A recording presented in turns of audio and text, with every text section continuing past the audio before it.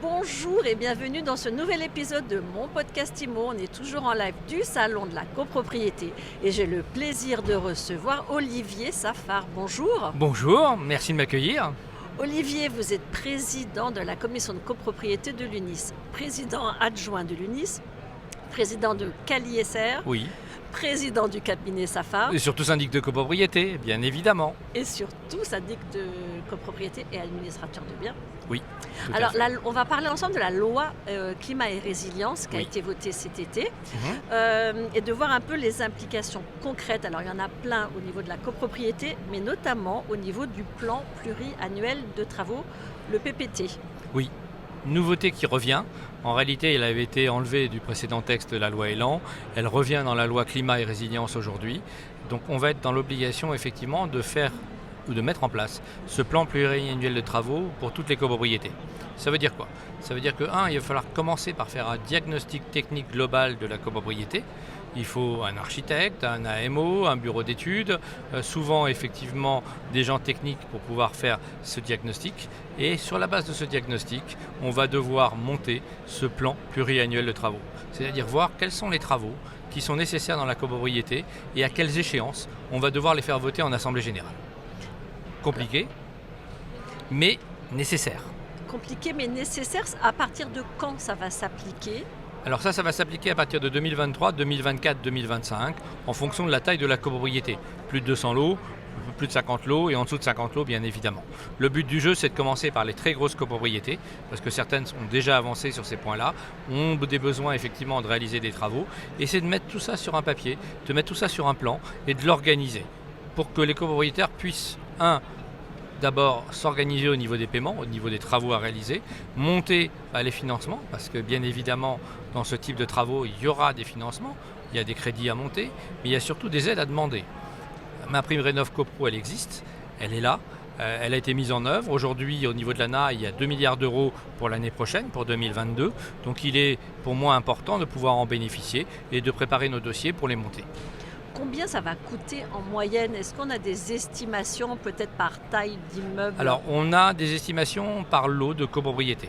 Pourquoi? Parce qu'on a déjà fait des rénovations globales et énergétiques dans certaines copropriétés.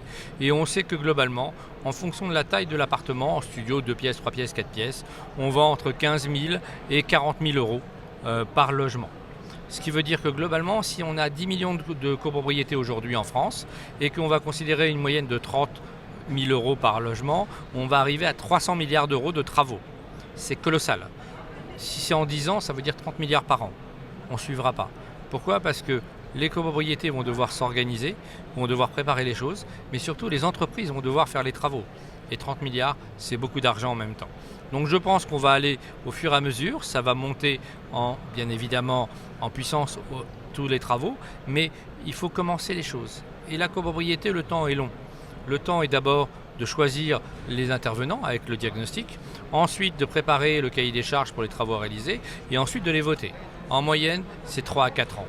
Et les travaux sont réalisés l'année d'après, bien évidemment. Et le coût du diagnostic à proprement parler? Alors on est pour l'instant en attente de différents diagnostiqueurs qui doivent nous faire des devis, mais on sait que globalement on va se retrouver entre 1 500 et 2 000 euros pour les petites copropriétés, jusqu'à 15 000 ou 20 000 euros pour les grosses copropriétés. Ça va être en fonction de la taille. Mais pour l'instant je ne sais pas répondre, on attend de voir ce qu'il va falloir indiquer dedans, comment on va pouvoir le faire et quelles sont les offres concurrentielles que l'on va recevoir de nos charmants diagnostiqueurs, on va dire ça comme ça. Donc, dans un premier temps, un surcoût pour financer le diagnostic pour la copropriété. Ensuite, un surcoût surtout pour les copropriétaires, avec une possibilité ou pas de financer tout ça. Et à l'arrivée, quand même, une meilleure empreinte carbone et du mieux pour la planète. Alors, une meilleure empreinte carbone, c'est clair, mais surtout une valorisation du patrimoine. On a fait ces travaux, nous, dans un immeuble, dans le 19e arrondissement, sur la place des Fêtes. L'immeuble, il est très simple, on a refait la totalité de la façade, doublage, on a refait la partie des fenêtres, donc nouvelles fenêtres, double vitrage, on a rajouté des volets qui n'existaient pas, on a modifié effectivement la partie toiture pour refaire l'étanchéité et faire un doublage thermique, et bien évidemment, il y a eu le chauffage qui a été modifié préalablement. Économie d'énergie, oui à la clé, pratiquement 17% d'économie d'énergie, mais surtout une valorisation des appartements. Ils valent aujourd'hui plus cher. Pourquoi? Parce qu'on a amélioré le confort tant d'hiver que d'été dans ces appartements. Et surtout, l'immeuble a un look plus sympathique. Merci beaucoup Olivier Safar. Je rappelle que vous êtes président adjoint de l'UNIS, syndic de copropriété, administrateur de biens et j'en oublie. Merci d'avoir été avec nous. Merci de m'avoir invité Ariane, à bientôt. Et à très vite pour un nouvel épisode de mon podcast IMO.